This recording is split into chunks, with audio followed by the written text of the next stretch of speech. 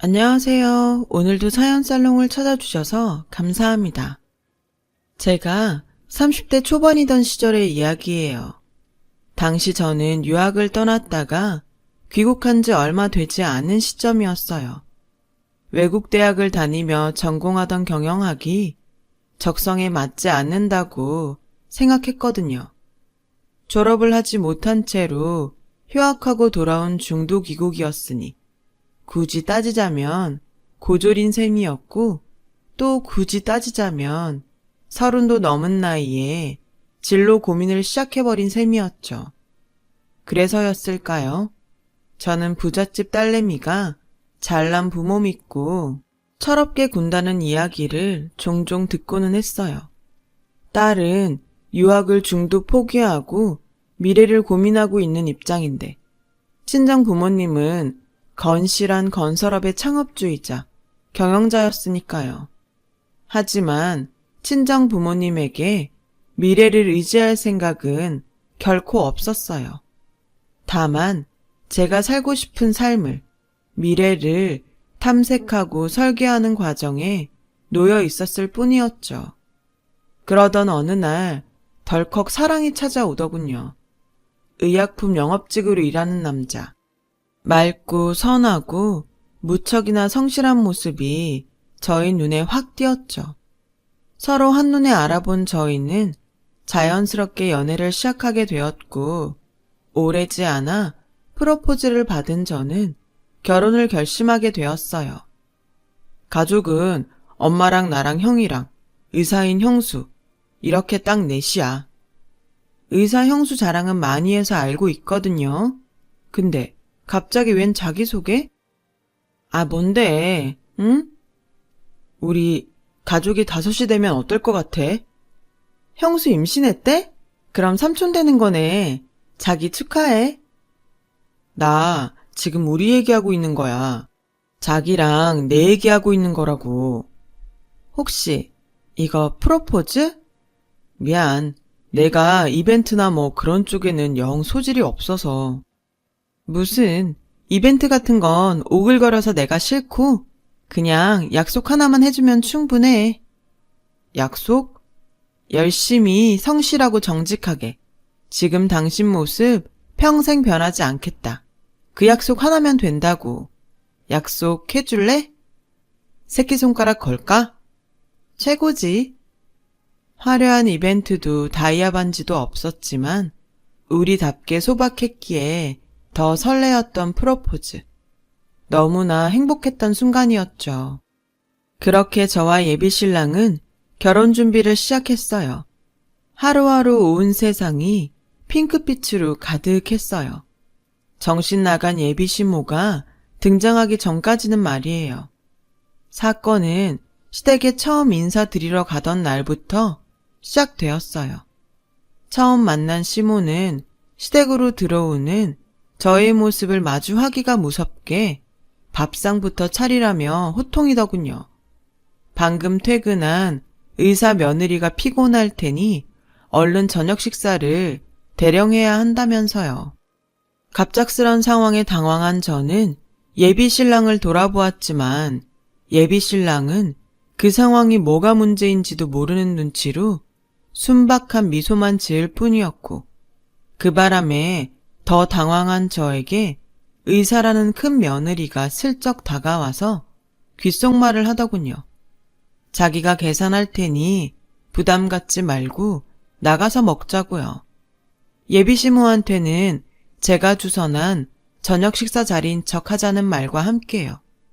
그렇게 저는 뭐가 어떻게 돌아가는 줄도 모르는 채로 얼떨결에 저녁 외식을 주선하게 되었어요. 식사 자리에서도 예비시모의 이해할 수 없는 행동이 계속 이어졌어요. 고기 굽기와 식사 수발은 아직 이름도 묻지 않은 저에게 모조리 떠넘기면서도 고기의 좋은 부위나 맛있는 반찬은 난처해야 하는 의사 큰며느리의 입에만 꾸역꾸역 넣어주더군요. 그러면서 늘어놓는 시모의 말이 참 황당하기 짝이 없더라고요. 그래도 너랑 결혼할 막내 아들은 대학 나왔다. 근데 넌 고졸이라지? 그런 셈이죠. 유학 갔다가 중도에 휴학하고 돌아왔거든요. 가타부타 설명 질질 끌 것 없고 어쨌거나 너는 고졸인 거야. 아, 네. 집안은? 친정부모님은 건설업을 경영하고 계세요. 창업주시고요. 그러면 뭐라니? 예로부터 건설업 그쪽은 건달 아니면 막노동꾼이 나는 천한 일인 것을. 직업이라고 하면 모름지기 우리 큰며느리처럼 의사 정도는 되어줘야 어디 가서 어깨 펴고 다니는 거야.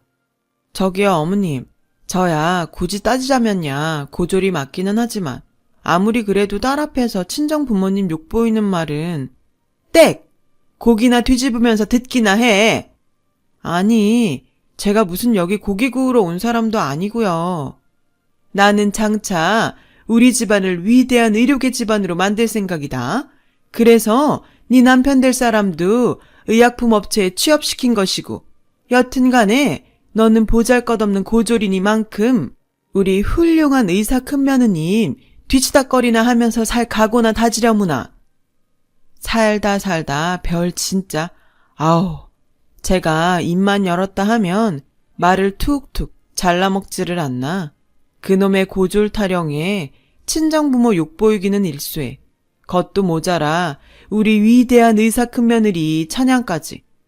예비 시모는 첫인상부터가 상종을 하면 안 되는 인간이었어요. 그런 시모 앞에 앉은 예비 신랑은 여전히 뭐가 문제인 줄도 모르는 채로 순박한 미소만을 짓고 있었고요. 그래서 어떻게 했냐고요? 더 듣고 자시고 할 게 뭐 있나요? 고기 굽다 말고 자리를 박차듯이 나와버렸어요. 참 신기한 건 보통 시모가 그 정도로 감싸고 돌면 의사 큰며느리가 오만방자에 기고만장할 법도 한데 그 집안에서 유일하게 제정신 박힌 사람이 바로 그 의사 큰며느리라는 거였어요. 제가 고기를 굽다 말고 자리를 박차며 나와버리자 의사 큰며느리가 쫓아나와 대신 사과하더군요. 예비 시모의 만행을 대신 사과하는 의사 큰며느리의 모습은 딱 봐도 이런 일 한두 번 겪어보는 것이 아니구나 싶었어요. 미안해요. 제가 대신 사과할게요. 시어머니가 좀 그래요. 원래는 안 이랬는데 제가 며느리 되면서부터 저렇게 변했네요. 뭘요? 그쪽이 잘못한 것도 아닌데요. 그쪽이라는 말은 결혼을 다시 생각해 보겠다는 얘기로 받아들여도 괜찮을까요? 그 사람은 시댁 식구들 중 유일하게 제정신 박힌 사람일 뿐만 아니라 타인의 마음을 보듬어 줄 줄 아는 사람이더군요. 그래서 저도 모르는 사이에 진심을 털어놓게 되었고요. 솔직히 말하자면 고민이 되기는 하네요. 집안 사람들도 분위기도 다 이상하고 입만 열면 고졸 타령에 친정 부모님 욕까지 보이는 시모랑 누가 살고 싶겠냐고요. 그래요. 이해해요. 제가 이래라 저래라 할 입장은 못 되지만 개인적으로는 이 집안에 시집 오지 않았으면 좋겠다는 심정이에요. 네? 하루 제대로 겪어봐서 알잖아요. 절대 쉬운 집안 아니라는 거. 그래서 저도 이 집안에 시집 온 거 후회하는 중이고요. 너무 힘들어. 큰 의사 며느리가 털어놓은 뜻밖의 진심에 저는 어리벙벙할 뿐이었어요. 이 기괴한 집안과 제정신이 맞는 건지 의심스러운 시모. 그런 시모 앞에만 서면 멍충이가 되어버리는 예비신랑. 그리고 세상 포근한 기운과 상처받은 느낌을 물씬 풍기는 의사 큰며느리. 이게 대체 무슨 조합에 무슨 난리인지. 그때의 저는 몸소 겪은 상황들을 도무지 이해할 재간이 없었기에 며칠을 혼란스레 보낼 수밖에는 없었어요. 생각을 정리할 시간이 필요했어요. 그런데 예비 시모와 예비 신랑, 이 정신나간 모자는 저에게 생각을 정리할 여유조차 주지를 않더군요. 파투나 버린 첫 인삿날로부터 채 며칠이 지나지 않아 정신나간 모자가 저희 집으로 쳐들어왔어요. 정신나간 모자는 늦은 시간에 약속도 없이 쳐들어온 것도 모자라 내가 사돈입네, 나는 사위입네, 알아서 모시라는 듯 거들먹거렸고 친정 부모님은 그런 두 말종을 향해 황당하다는 시선만 보낼 뿐이었어요. 정신나간 모자가 친정 부모님 앞에서 또 무슨 헛짓거리를 할까 걱정한 제가 둘을 내보내려는 찰나 예비 시모가 흉악한 입을 열고야 말았어요. 결혼시켜주는 대신 우리 훌륭한 의사 큰며느리에게 병원 하나 차려주는 걸로 퉁 칩시다. 미치겠네 진짜. 아닌 밤중에 남의 집에 약속도 없이 쳐들어온 주제. 그건 또 무슨 소리래요? 큰며느리한테 못 들었어요? 이 결혼 다시 생각해보고 싶다는 얘기? 꼴에 튕기기는? 뭐요? 아닌 말로다가 파혼을 놓아도 훌륭한 의사 큰며느리 있는 집안에서 놓아야지. 고졸 외동딸에 양아치 건설업이나 하는 그쪽에서 파혼을 놓는다는 것이 경우에 맞다고 보니? 그 애지중지 아끼는 의사 큰며느리는 정작 당신을 어떻게 생각하는데요? 질투는 그만하면 됐다. 진짜로 파혼을 놓아버리기 전에 자중하고 어디 사돈분들 생각이나 들어보자꾸나. 아니, 당사자가 결혼을 다시 생각해보겠다는데 왜 자꾸 딴소리를 해요? 왜? 큰며느리에게 병원 하나 차려주는 게 부담스럽니? 너희 부모는 그 정도 능력도 안 된다든? 의사 있는 집안에 고졸 외동딸 시집 보내려면 그 정도는 해와야 수지타산이 맞지. 그 말을 들으며 저는 정신이 아득한 우주 밖으로 날아가 버리는 기분이었어요. 지들은 뭐 얼마나 대단한 집안이라고. 입만 열면 험담도 모자라서 이제는 병원까지 차려다 바치라는 꼴이라니. 맙소사. 더 기분 나쁜 건 예비신랑의 태도였어요. 예비신랑은 아주 한술 더 떠 저희 친정 부모님이 의사 형수에게 해다가 바치는 병원 건물의 명의는 자신의 명의로 하는 것으로 자기 혼자 정해버리더군요. 전 그제서야 눈치를 챈 거죠. 참 좋은 사람인 줄로만 알았던 예비신랑이 사실은 엄마 치마폭에 쌓여 사는 마마보이였던 데다가 제가 부잣집 딸이라는 사실에 눈이 멀어버렸다는 것을요. 눈치를 챈 저는 일단 하찮은 예비신랑은 가만히 있으라는 한마디로 구석에 찌그러뜨려 놓고는 다시 예비시모에게 맞섰어요. 웃기고 있다 정말. 저기요. 그러는 그쪽 집안은 얼마나 잘 사는데요. 그래, 인정하마. 우리 집안 당장은 별 볼 일이 없다만 근데 우리는 의사며느리 있다. 그러시던가 그럼.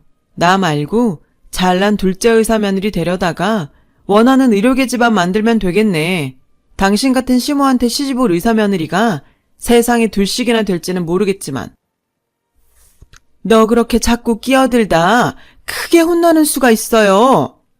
내가 할 말이지. 그따구로 개념 없이 행동하다가 인생 시궁창으로 떨어지는 수가 있어. 그리고 차라리 잘 됐네. 당신네 같은 집안에 시집가서 고생하기 전에 이런 식이라는 걸 미리 알게 되어서 이런 걸 조상이 도왔다고 하는 건가?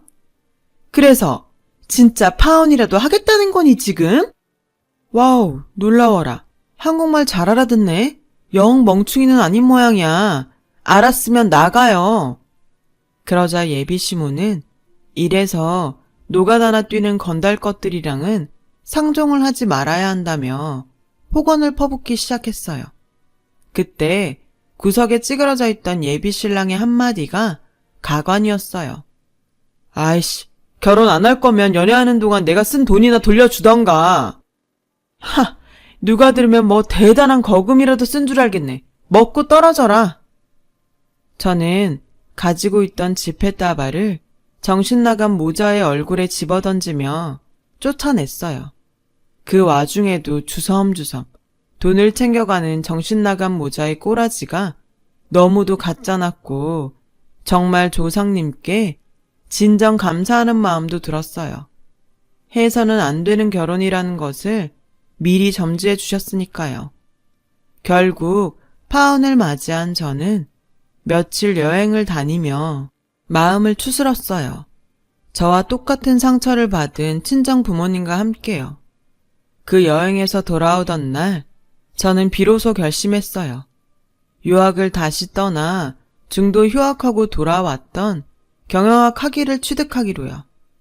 잘 배우고 잘난 딸이 되어 정신나간 모자 같은 말종들에게 다시는 업신여김 당하는 일이 없도록 만들기 위해서요. 제가 다른 사람에게 업신여김 당하는 모습을 부모님께 또 다시 보여드리지 않게요. 그로부터 몇 년 뒤, 유학길에 다시 올랐던 저는 유학을 했었던 대학의 경영학 학위를 취득했어요. 저를 좋게 봐주신 교수님의 소개로 외국에서 좋은 조건으로 일할 기회가 많이 주어졌었지만 저는 귀국을 선택했어요. 외삼촌이 지금도 병원장으로 있는 종합병원이 마침 크게 확장을 하고 있던 중이었거든요.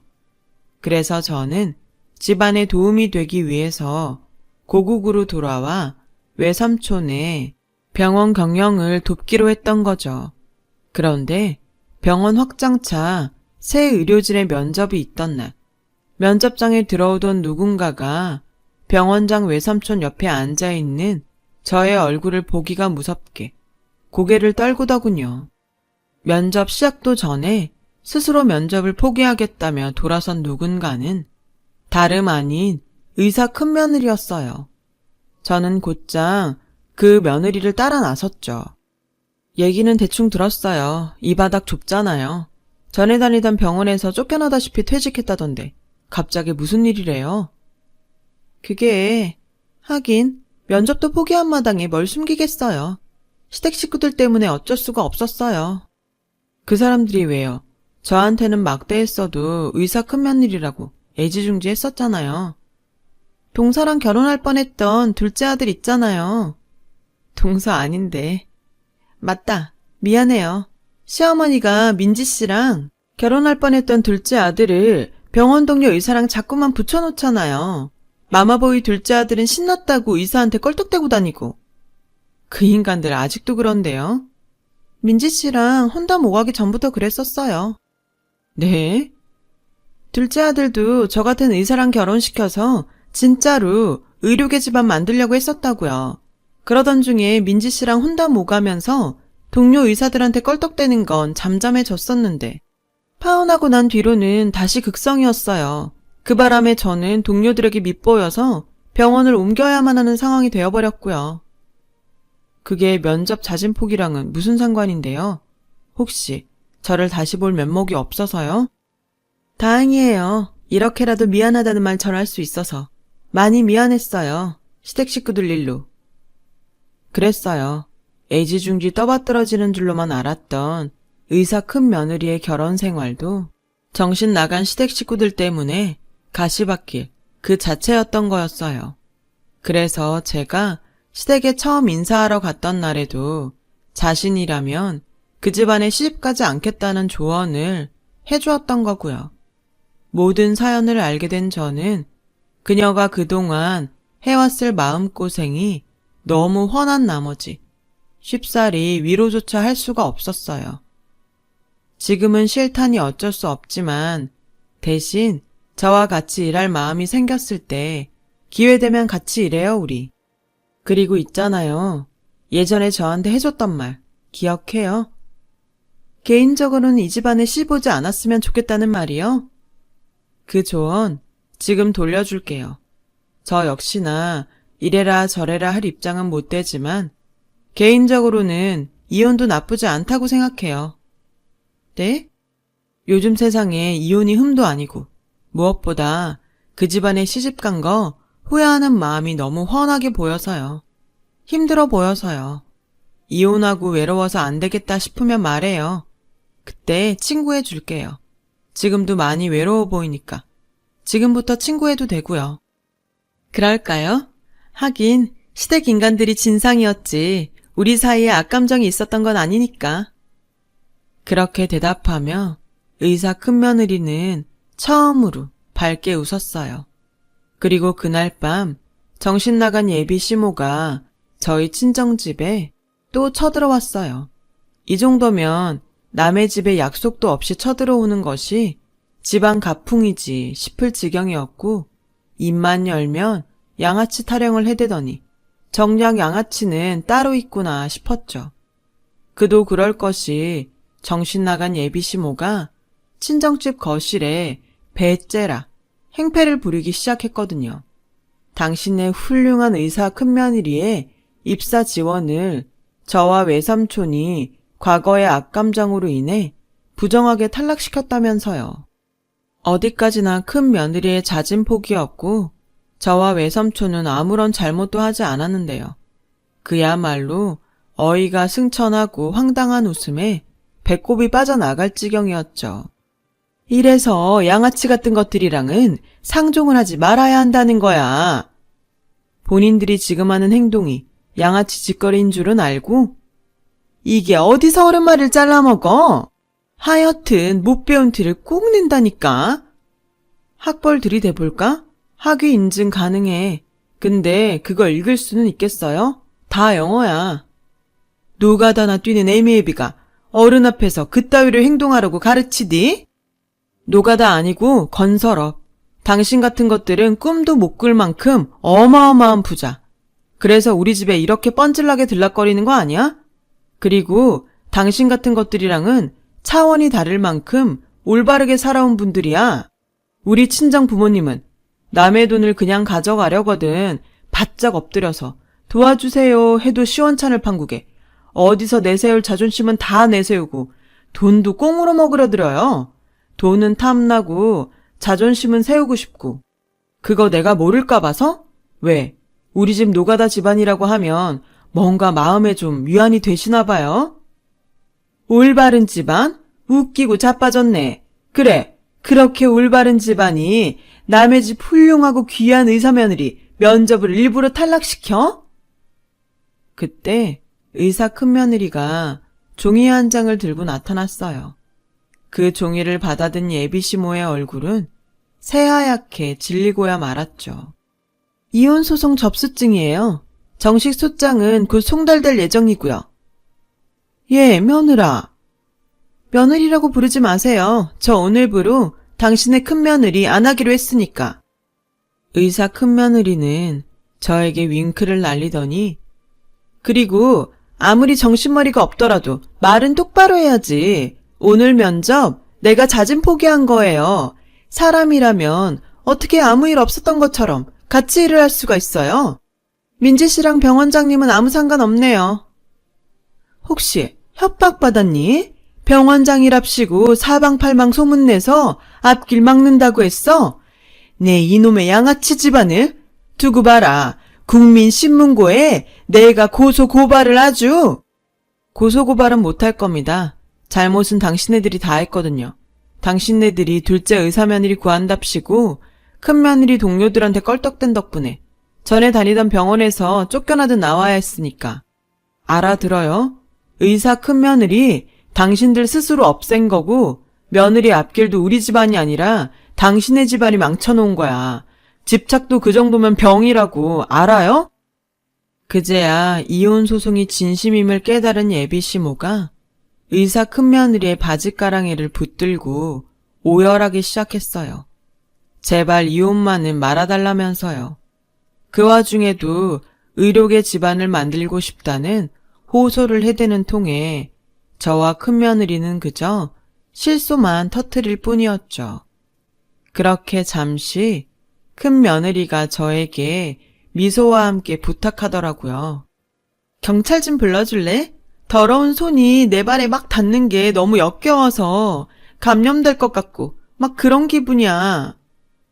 흔쾌히 고개를 끄덕인 저는 전화기를 들었어요. 그랬더니 예비시모가 나가겠다며 알아서 일어서더라고요. 의료계 집안? 꿈도 크다 정말. 가짜는 본인들 주제도 모르고. 그래, 의사 며느리로 집안 채워놓으면 그게 진짜 의료계 집안이 된다든? 정작 시모의 자식들은 정신병자들인데? 너 두고 봐. 내가 꼭 다른 의사 며느리를 얻어서 반드시 의료계 집안을 만들고야 말 것이야. 들어서 알잖아. 우리 외삼촌이 병원장이다. 이 바닥이 은근히 좁아요. 당신네들 소문나는 거 금방이야. 근데 굳이 그렇게까지 하지는 않으려고요. 거울 봐. 당신네들 꼬라지 잘 되새겨봐. 그럼 답 딱 나올 거니까. 오랜만에 다시 얼굴 보게 돼서 기분 더러웠고 앞으로는 만나지 맙시다 우리. 저와 친정 부모님과 그리고 의사 큰며느리는 비로소 안정을 되찾았죠. 그렇게 지금 이혼 판결이 나면서 예비 시모는 그토록 애지중지 아꼈던 의사 큰며느리로부터 버림을 받았어요. 그 집안 주제로는 갚을 수도 없는 거액의 위자료 배상 판결에 인생 시궁창에 빠져버린 건 덤이었고요.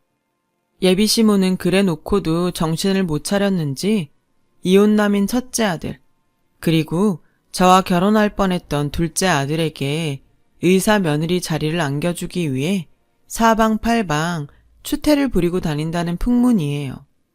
그래 봤자 될 턱이 있겠어요. 가는 데마다 멸시에 천대에 험한 꼴이나 당하며 다니겠죠.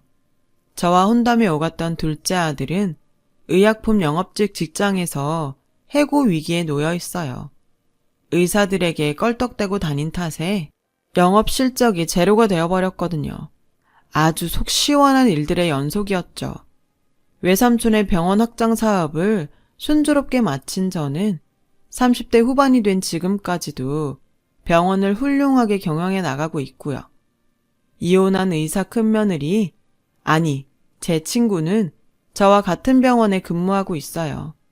그녀는 뛰어난 실력과 환자의 아픔을 어루만지는 넓은 마음씨까지 가진 뛰어난 의사이며 저에게는 세상 둘도 없는 친구랍니다.